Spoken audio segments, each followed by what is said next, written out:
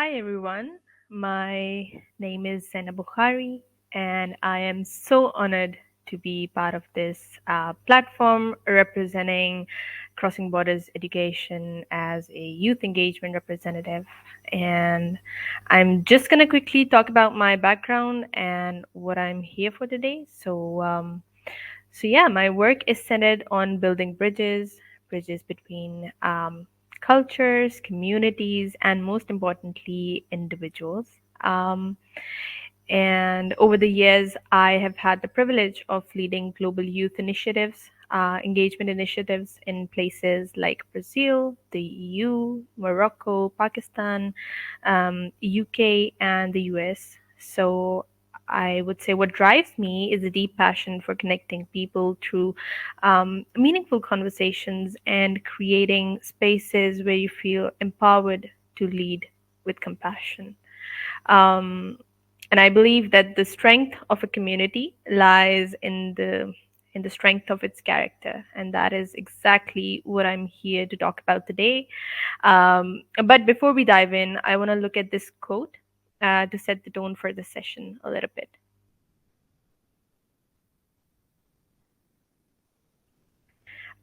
It's a really powerful quote by Margaret J. Wheatley, and it says, "There's no power for change greater than a community discovering what it cares about." So just gonna let that settle in a little bit, and yeah, I'm gonna talk about what we're here to do today and what our sessions and our goals for the sessions are. So we're here to create open spaces to practice life skills such as curiosity, empathy, sense making, collaboration to cross borders. And we're going to do that mentally by exploring openly other people's perspectives, personally by listening deeply to other people's life experiences, culturally by learning respectfully from other people's backgrounds, and actively by engaging globally in small collective actions. Hmm.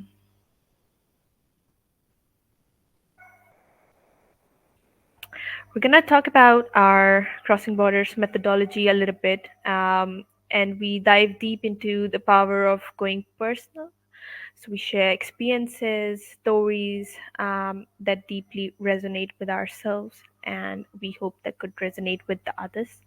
Uh, and we try to leverage the power of technology, connecting with each other in small breakout groups, and exploring our life experiences with each other. And we do this with the power of inspiring media, in this case, podcasts, for example.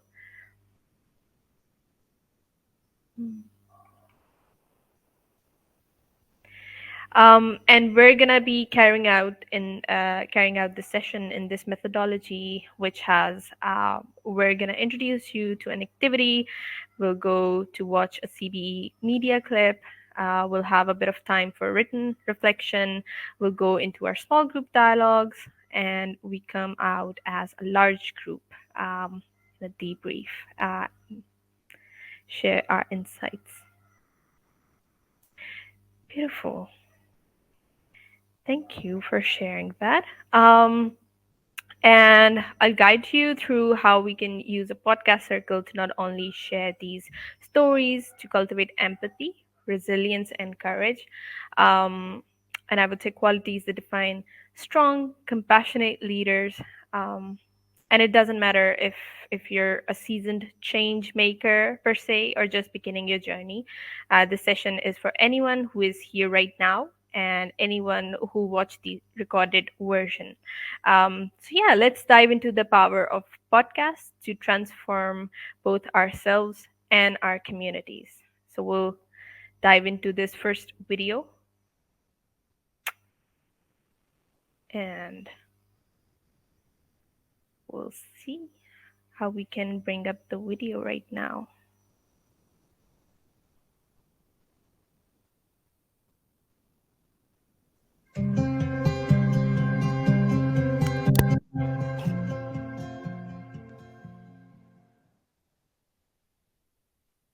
Hey there. Welcome to our strength practice segment, where we continue to explore the power of curiosity. Let's dive into a brief excerpt to uncover the impact of curiosity on our lives.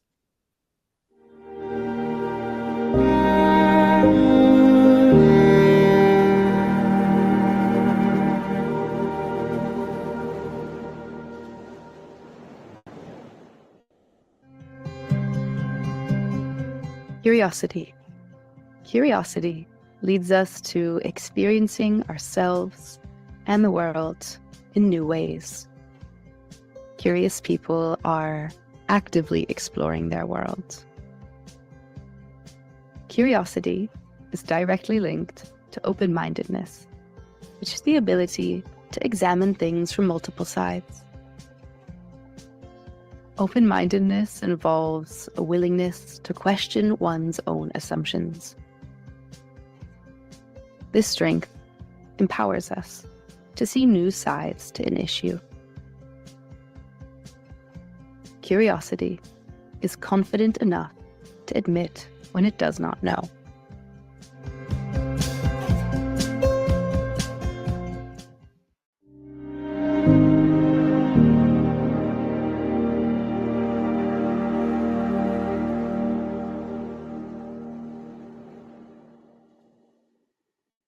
Next, we'll explore an insightful story from the life of renowned sculptor Auguste Rodin. This compelling tale will inspire us to embrace curiosity as a powerful tool for personal growth and transformation.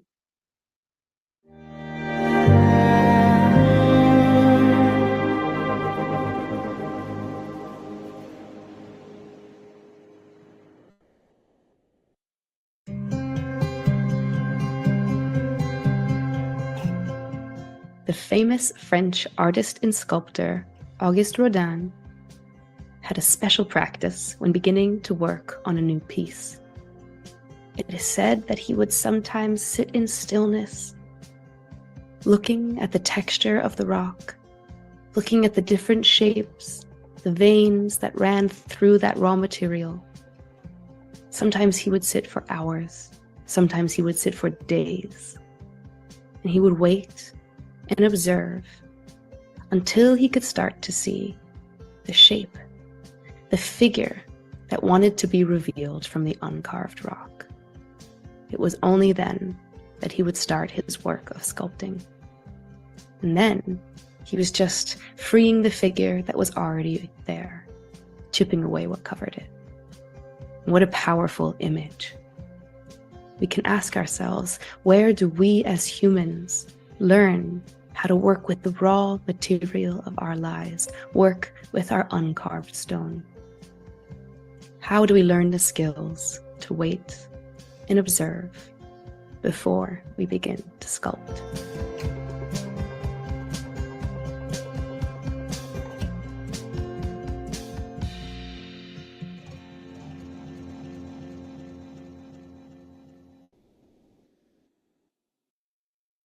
Allow yourself a quiet moment to reflect on the story's insights and emotions. Take the next 2 minutes to contemplate these questions. 1. What thoughts and emotions arose while watching? 2. Describe a situation in which you experience curiosity in your own life. Remember, there's no right or wrong answer. This reflection is about personal growth and understanding.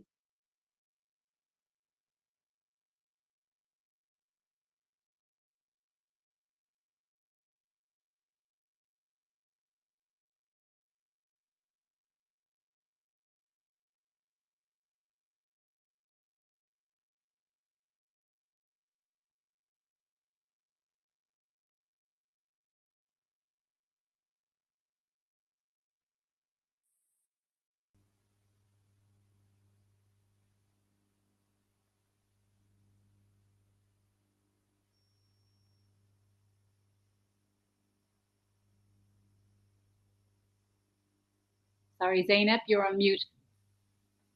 Oh, am I audible now? Yeah, yeah, you're on. Yeah. Yeah, just wanted to jump in and see if you guys can grab a paper or a pen and just reflect, just do a written reflection for a minute or two on these prompts. So, what thoughts and emotions arose while watching? And you can describe a situation in which you experienced curiosity in your own life. And do remember that there are no right or wrong answers. So, whatever comes up for you, you're welcome to write down.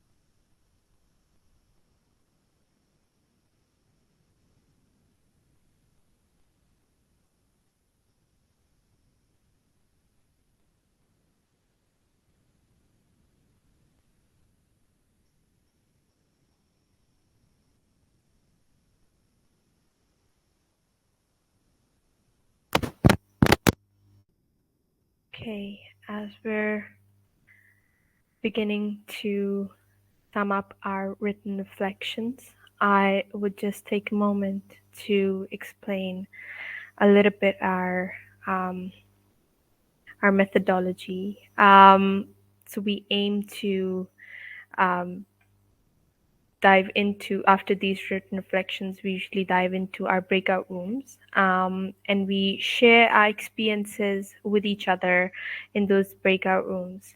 um, and when we come out of the breakout room, we can then share our insights and the things that we happen to um, learn from each other into the large group debriefs. And for that, I would really like to know if we can say something in the chat, just so I know that we can talk to each other. So if someone is sharing something in the chat, they can let me know. I am trying to confetti. I'm trying to see where I can see the chat here.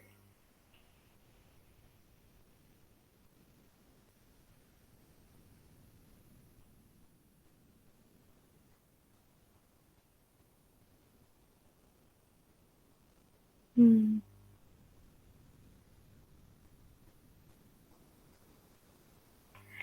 Beautiful. So we have some reflections in the chat. Um, Respect for the various forms that the creative process can take when listening to Rodin's story. I also realized how important introspection can be when attempting to create something new. Thank you, Azin, for that. I hope I'm saying your name right. Thank you for that comment. And we have something else. I reflected on how important awareness is, being aware of your own thoughts and biases, even, and also being aware of the different people and experiences around you. I think that is a very important thing, to be aware of the people around you and the biases that may exist. So, thank you for that comment, Anne. And Virginia says creativity takes time to surface, so we must intentionally wait. As such, no action is action. Beautiful. I really like that, Virginia. Thank you for that. Um, and we have a lot of different reflections coming up, and I'm just going to read a few.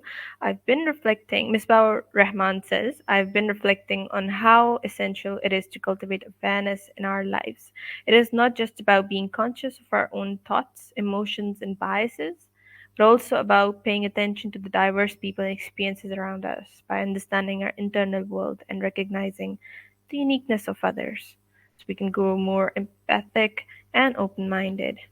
this deeper awareness helps us navigate relationships, challenges, and the world with greater clarity and purpose. And I think that is so, and thank you for that comment. And I think that is so important. And that is the work we do in our sessions um, to be respectful to each other, to have a wider perspective, to have openness and be receptive of other people's experiences and ideas. And we have these dialogue agreements that we follow, that includes respect for each other's experiences, openness, and willingness to listen, and not and be aware of the hurtful comments. So yeah, thank you for that. And with that, I think we can continue watching our video. And thank you guys for those reflections. I think they're great. Um, beautiful, beautiful.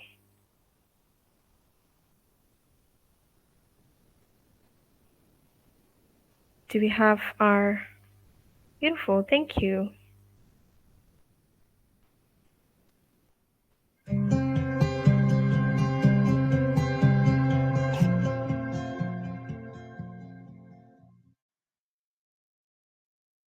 Hi there.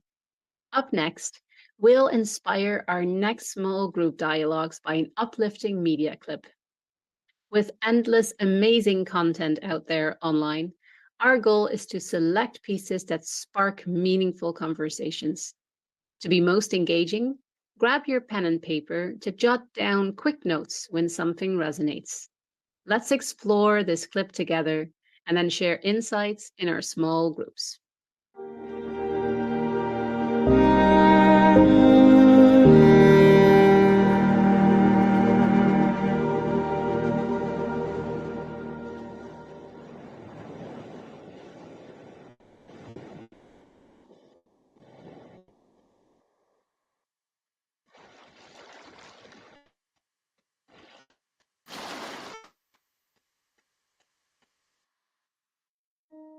Welcome back to the Science of Happiness. I'm Dacker Gelner.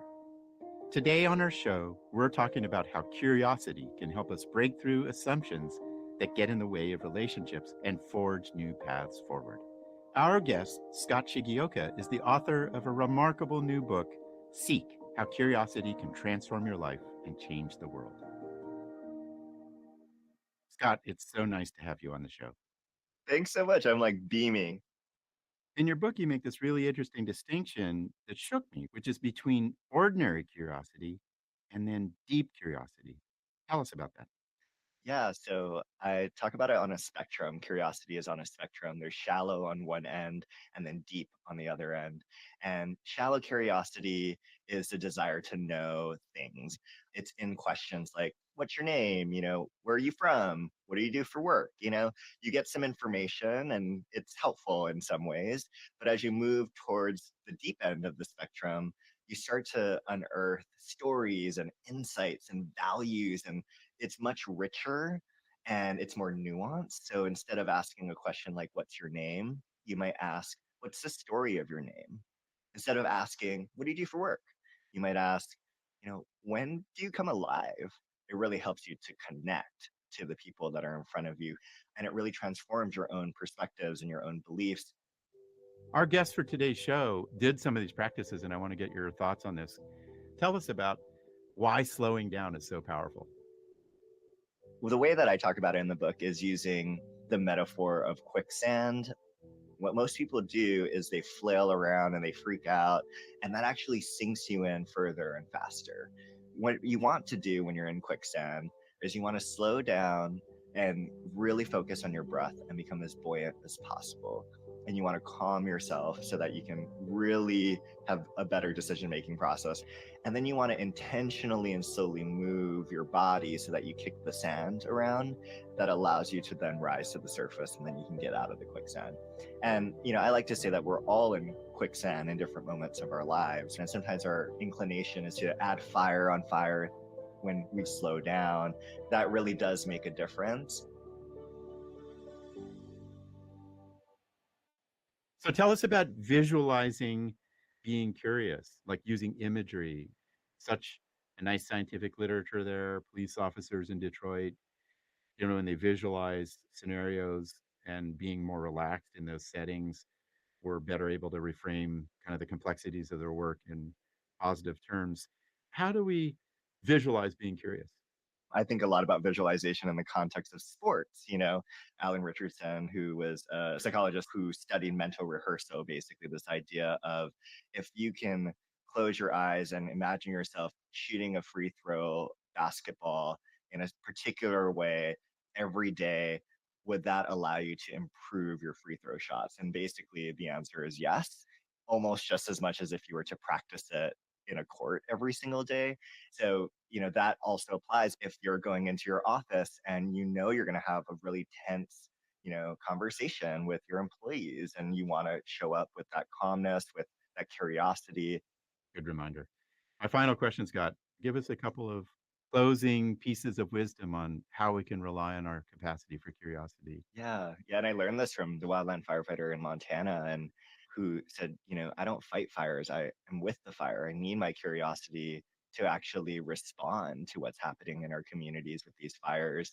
If you're not curious about the world around you and what's inside of you as well, then you're not going to be able to respond in these dire moments, right? And we all have our own wildfire moments in life. So in the book, I talk about writing a vow to yourself when you're about to go into this wildfire season, to say, how are you going to show up for yourself in this moment? And that's the big insight is, when you are curious, this isn't just about the people around you. It's really an opportunity to transform yourself. Scott Shigioka, thank you so much for your work in the world, for being on our show today, and for your new book, Seek, which is giving me goosebumps just thinking about it. Oh, that means a lot. Thanks, Dacker. Appreciate you. Thanks for listening to The Science of Happiness. I'm Dacker Keltner.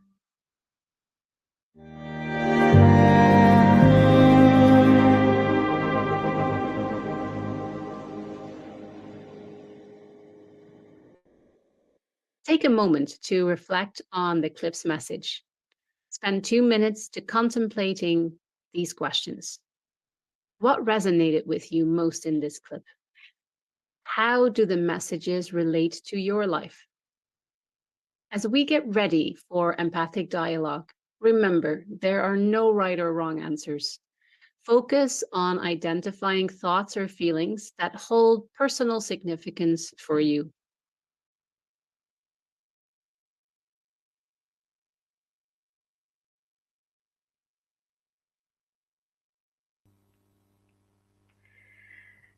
Hi, everyone.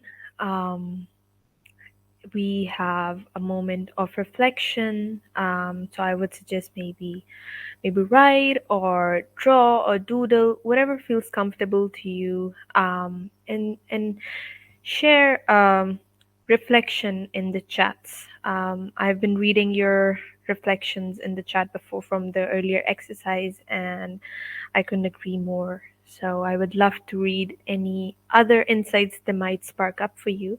So you can take about a minute or two to reflect what resonated with you the most in this clip, and how do the messages.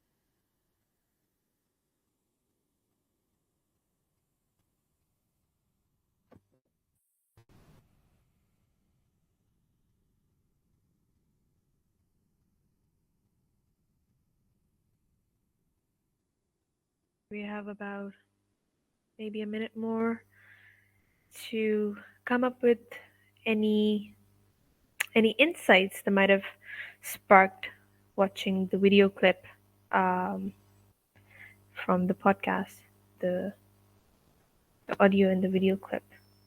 And I can already see some responses coming up in the chat. And what I'm gonna do is I'm gonna start going through them. So and it's okay if you didn't watch the video. It's okay. Um, we're just gonna read the next comments. Deep curiosity is a catalyst for action, action that can lead to life-changing events. I'm just gonna let that one settle in because I think it's a really great way um, to boil the essence of the podcast that we heard. Um, beautifully put, Virginia. Thank you. Azin says, what resonated with me the most was the author's message of how curiosity complements compassion. When you're genuinely curious about specific aspects of life, you're able to connect with them on a deeper level. Being curious also encourages you to reflect on your own mental well being. And I loved how the author mentioned taking care of your own mental well being towards the end of the clip. Um, thank you for that response. Um, Yes, I agree how curiosity and compassion complement each other, and I particularly like this excerpt from this podcast a lot, just because how they encourage taking care of your own mental well-being. So beautiful. Thank you for that. And I think Anne has a comment, and I think these ideas connect a lot with the last clip because with being curious, you also have to be aware as well and reflect on others with your own biases in mind and be willing to change your biases. And I think keeping um, your own kind of stereotypes, biases that you might have, everything that you have a perspective on in mind while listening to other people. And I think it's such an important practice when you're engaging in a dialogue, in a conversation with someone. Um, and so, yeah, that. Thank you for uh, making that comment. Um, yeah, and I agree that we can be mindfully curious. Beautiful. Um, Amazing. And this is such a great way to talk to each other. How we do our sessions is we go out into our breakout rooms within a group of three or four people. We discuss these insights and bring those insights back into the larger group. But since we have the chats here, we're gonna keep exploring that and see how this works. Um, all right, I guess I have a video on dialogue agreements that we practice in our sessions, and I think it's going to be good if we can have a look at them. So if you can bring them up, that'd be perfect.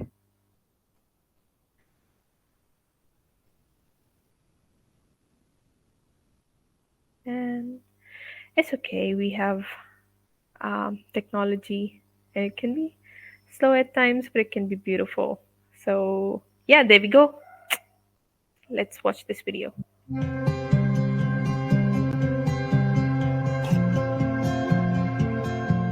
Divisive conversations on controversial issues are often fast-paced and shaped by provocative slogans. Participants often interrupt each other, competing for the floor. Our divided times truly need respectful and healing exchange. Yet, at the same time, they also need our honesty, intentionality, and frankness around painful issues. Communication agreements can support us to create a space that allows both frankness and respect, honesty and safety, challenge and healing. Firstly, remember that the trust-building process does not start with the other. It starts with you. your openness, your transparency, your care. Then you can support establishing group agreements. Dialogue agreements regarding our way of speaking and listening. Openness. We commit to learning to understand and not to persuade. Personal. We aim to use personal language and avoid the hurt of generalizations. And resilience. We commit to listening when something is hard to hear. Respect. We aim to value another person and not interrupt. Airtime. We will share airtime carefully and equally. Communication agreements have the sole purpose to support an honest connection, and they can change when needed.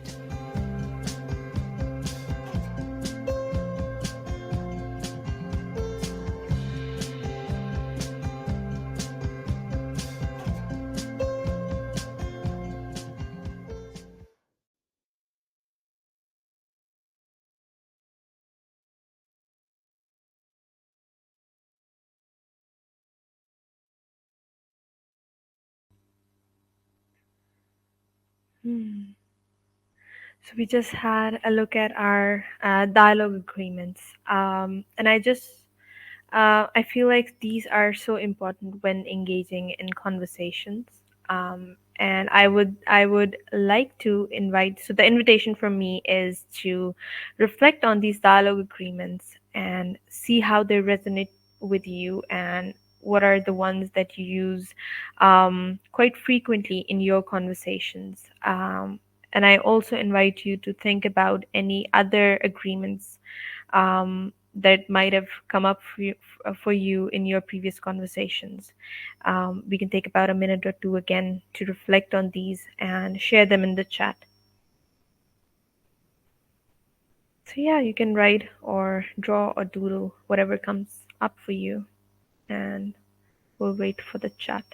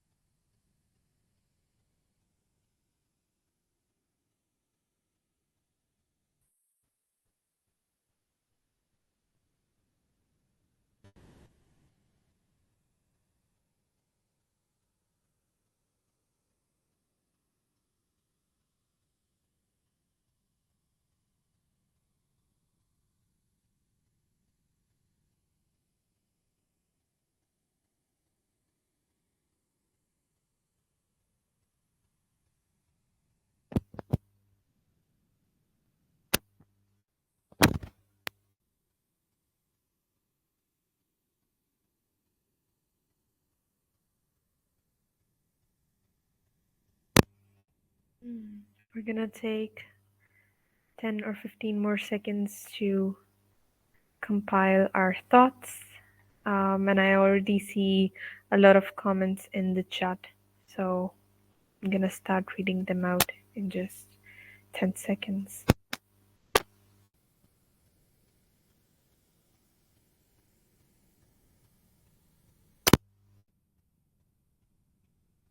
Hmm. Azin, you say, these are so concise and I love how they're phrased. This reminds me of the collaboration norms that are followed in many organizations. And what stands out in these agreements, though, are the personal and resilience clauses. Um, yeah, and I would just love to review these personal and resilience clauses once again. Um, so, personal, we aim to use personal language and avoid hurt of generalizations. And I think that is such an important skill. I would say as such an important agreement when you're in conversation, that you try to avoid the language that might hurt somebody, and you avoid generalizations. And it leads back to how we were talking about biases when we are in conversation, our own personal biases about someone. So yeah, thank you for highlighting that. And then, of course, resilience when we commit to listening, even though something is hard to hear. And I think that is such an amazing quality to have during conversations, during dialogues. So thank you so much for mentioning that. I'm going to read out your comment, and where you say you really love the idea of dialogue agreements. And in many ways, we do have agreements in our everyday conversations, because sometimes, as people are conversing, they become more aware of the different circumstances within the dialogue circles. And sometimes they go through more difficult or uncomfortable topics, and people learn to discuss them while still being aware of others. Um, and I believe specifically now, in the world that we live in, we have so many different people from so many different backgrounds, and it is so beautiful when somebody remembers these agreements when conversing with each other.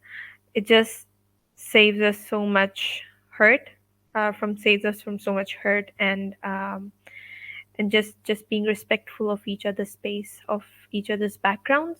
It is an amazing quality to have. um, and there's a comment about resilience specifically is extremely important these days, in my opinion, if we wish to understand different perspectives and communicate with a larger group of people. We must be open to hearing statements that we may not personally agree with. So, respecting other opinions is how we will move forward as a society, which makes that clause so essential to change making. And I absolutely and completely agree with you on that. Resilience, I'm just going to read out again. Um, and it says, we commit to listening when something is hard to hear. Beautiful. Perfect. Um, We also have an important comment from Anne, and she says, I feel like listening is so important too, and in many ways, people learn about others and themselves through listening. So we shouldn't force them to speak about their experiences, but create a space where they feel like they can share when they want to. We have this idea of a third space, of a safe space where people can come together without the fear of judgment, without the fear of being hurt, and they can talk about their personal experiences openly with each other, from people from around with people from around the world. Uh, and I so agree with you on that. So thank you for sharing.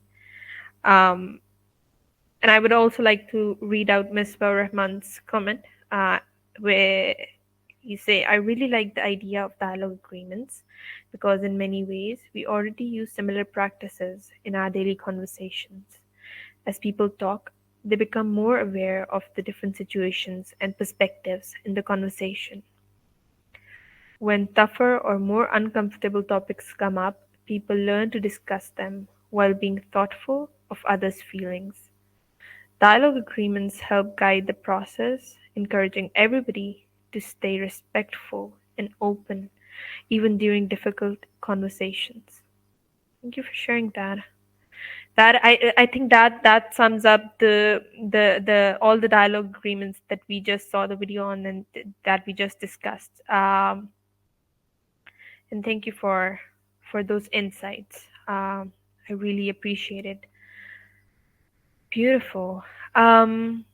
I have something up next, and it it is a metaphor. We use metaphors in our dialogues to understand how different perspectives combine together to make a perfect whole. And I would love to share that with you. So, coming up is a riddle for you, and you can take your time to answer. Um, and I'm going to read it out for you. So the situation is there are three people. There are three people looking at the same object, and the people have different ideas about this object. So person one comes up and says it is blue. Person two comes up and say nope, it's blue, red, and yellow. And then there's person three that says um, it is yellow. So in reality, what is happening right now is all the three people are correct. We just need to know, we just want to ask you to share your ideas on what are they looking at. So take about 30 seconds, and we can see what people come up with. And do remember that they all are correct. So, oh, the primary color wheel. Well, you're quite close. Let's see. Oh, it's okay, Virginia. I can repeat for you. So we are doing a riddle. And the situation is there are three people who are looking at the same object, but they all have different ideas about what the object's color is. So person one says it is blue, person two says it is blue, red, and yellow, and person three says it is yellow. And in reality, all three people are correct. So, what could be the object that they are looking at? Take your time to come up with an object you think they might be looking at. Azin here said this is the primary color wheel, which seems like a good guess, but not quite right. We can see if anyone else comes up. Hmm. The same object from different lenses or contexts. Yes, but what is the object? A prism. Mm, no, not quite. That's okay. That's okay. You all gave very good ideas. But if you want to find out, we can watch this video next and see what we were talking about. So here it comes.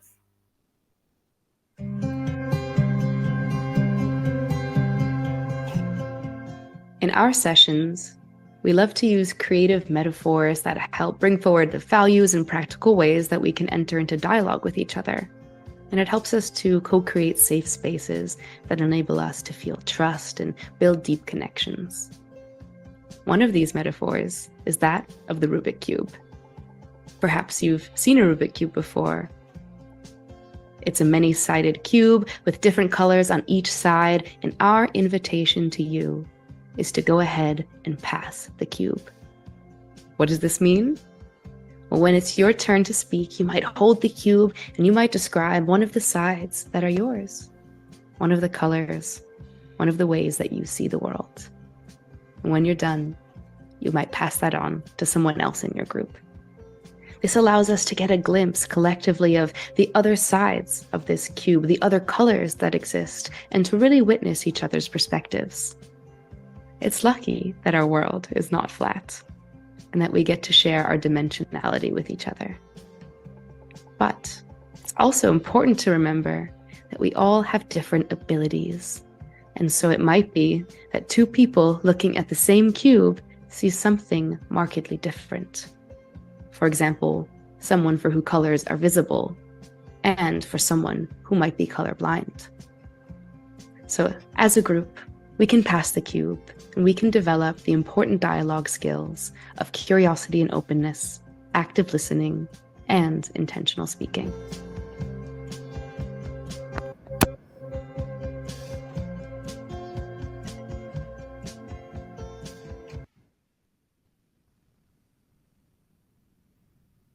So we all got our answers there, and I was really impressed with the way that you came up with different things. And um, so yeah, I really liked how you created a collage of different words, different ideas, and that is exactly what we were looking for in this session too.